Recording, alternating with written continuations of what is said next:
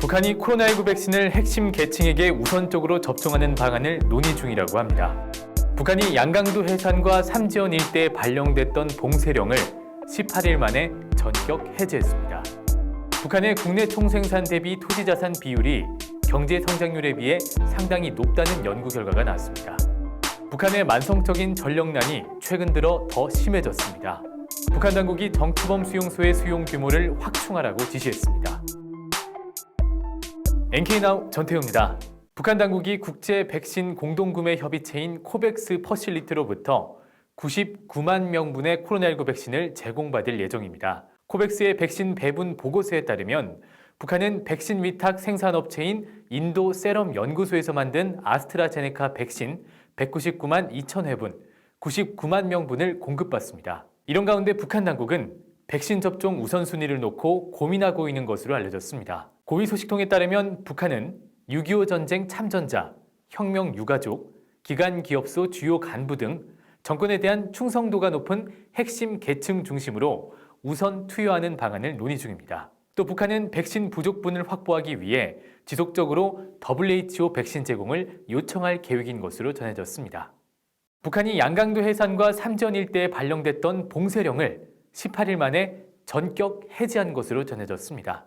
양강도 소식통은 지난달 29일 해산과 삼지연에 내려졌던 30일간의 봉쇄령이 15일 0시 이후로 해제됐다고 전했습니다. 앞서 북한 당국은 지난해 말 이 지역에서 밀수 사건이 터지면서 코로나19 방역 명목으로 봉쇄령을 하달한 바 있는데요. 이에 따라 주민들은 집 밖으로 나갈 수 없음은 물론 시장도 폐쇄돼 주민들이 배고픔에 쓰러지는 사태가 발생하기도 했습니다.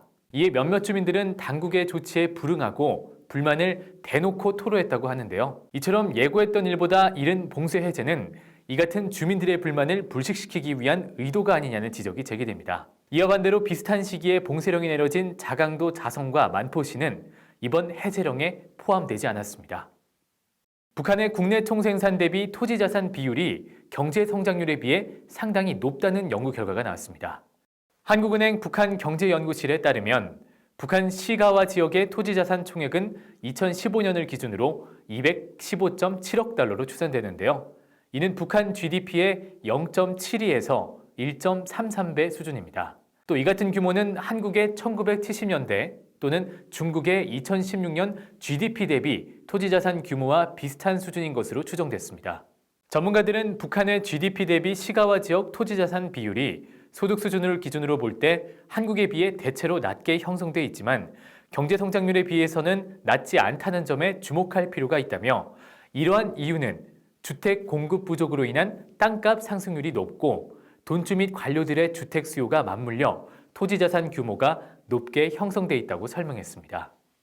북한의 만성적인 전력난이 최근 들어 더 심해졌습니다. 양강도 소식통에 따르면 평균적으로 하루에 6시간 정도 전기가 들어오지만 심할 때는 2시간만 전기가 공급됐습니다. 이런 상황은 함경북도나 함경남도 등 다른 지역도 마찬가지인 것으로 알려졌습니다. 더욱이 최근 몇 년 사이 북한 전력 공급의 불균형 문제는 더 심각해진 것으로 확인됐습니다. 미국 중앙정보국 CIA는 지난 6일 새로 개편된 CIA 월드 팩트북에서 북한 주민의 전력 접근성이 2019년 기준으로 26%였으며 농촌 지역은 11%, 도시 지역의 전력 접근성 또한 36%에 불과했다고 밝혔습니다. 이는 북한 전체 주민 4명 중 1명만 전기를 사용할 수 있는 상황입니다. 북한 당국이 정치범 수용소의 수용 규모를 확충하라고 담당 기관에 지시한 것으로 전해졌습니다. 북한 내부 소식통은 이 같은 내용을 국가보위성과 사회안전성의 관리소 지휘부 모두에 내려졌다고 전했는데요. 그동안 북한은 국제사회의 강력한 비판과 감시로 인해 기존 수용소를 통폐합하며 축소해왔습니다. 따라서 북한이 시설 확장을 추진하는 것은 굉장히 이례적인 모습인데요. 앞서 북한은 반동문화 배격법을 제정하고 위반자는 무기 노동교화형과 사형 등 최고 형량으로 처벌하고 있는데요. 이 때문에 일각에서는 반사회주의 현상에 대한 대대적인 단속을 벌여 위반자들을 정치범 수용소로 보내려는 것이 아니냐는 관측이 나오고 있습니다. 지금까지 NK나우였습니다. 시청해주신 여러분 감사합니다.